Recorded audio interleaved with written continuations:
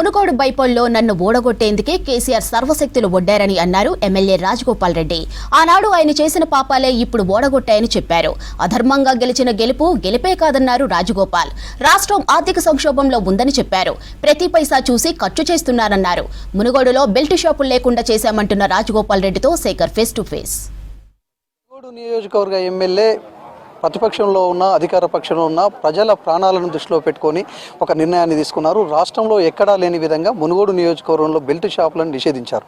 పేద ప్రజల పరిస్థితి ఎట్లుంది ఎప్పటికప్పుడు అధికారులతో రిపోర్ట్ తెప్పించుకుంటున్నారు. ఇంతకీ మునుగోడు నియోజకవర్గంలో పూర్తి స్థాయిలో బెల్ట్ షాపులు నిషేధం ఉన్నాయా లేదా మనతో పాటు మాట్లాడేందుకు ఎమ్మెల్యే గారు ఉన్నారు. సార్, ఎట్లా ఉన్నారు సార్ మునుగోడు నియోజకవర్గంలో?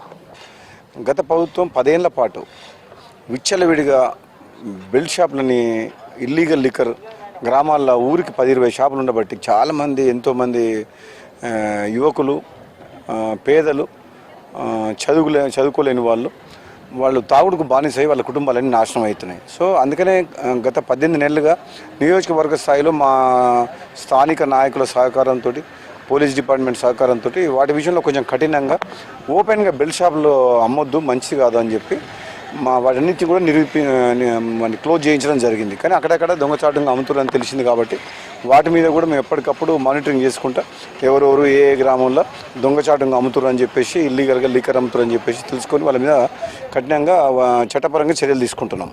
సో ఇది పూర్తి స్థాయిలో ఇంప్లిమెంట్ అవుతున్నది అంటున్నారు. అధికారులు ఎట్లా సహకరిస్తున్నారు మీకు? అంటే ఇది నిజంగా చెప్పాలంటే ఒక విధంగా ఇది పూర్తి మద్యపాన నిషేధం కాదు. బెల్ట్ షాపులు నివారించడం వల్ల ఇది విరివిగా ప్రతి షాప్లో ప్రతి ఊర్లో 10 షాపులు ఉంటాయి కామన్గా. వాళ్ళు క్రెడిట్ ఇస్తున్నారు, అప్పు ఇస్తున్నారు. కాబట్టి చాలామంది వాళ్ళకి ఎక్కువ తాగుడుకు అలవాటు అయిపోతున్నారు, అప్పు దొరుకుతుంది కాబట్టి.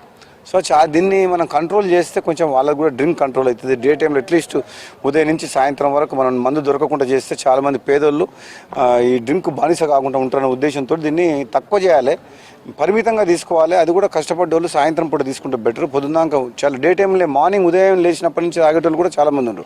వైపేమో ప్రభుత్వం స్వయంగా మీ ముఖ్యమంత్రి చెప్తున్నాడు మా దగ్గర డబ్బులు లేవు, చాలా కష్టకాలంలో ఉందని. కానీ చాలా పథకాలు తెస్తున్నారు. ఆ పథకాల ఇంప్లిమెంటేషన్ కోసం ప్రజల్లో తిరిగినప్పుడు మీకు ఎట్లాంటి ప్రాబ్లమ్స్ ఫేస్ అవుతున్నాయి? ప్రభుత్వం ఆర్థిక సంక్షోభంలో ఉన్నది కాబట్టి ఆచితూచి ప్రతి పైసా ఖర్చు పెట్టాల్సిన బాధ్యత ఈ ప్రభుత్వం మీద ఉంది.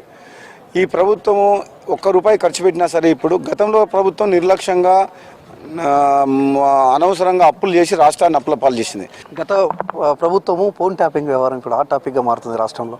మీ ఎలక్షన్లో ఇక్కడ కీలకంగా ఫోన్ ట్యాపింగ్ చేశారనేది నిన్న వివేక్ వెంకటస్వామి గారు కూడా చెప్పుకొచ్చారు, మంత్రి.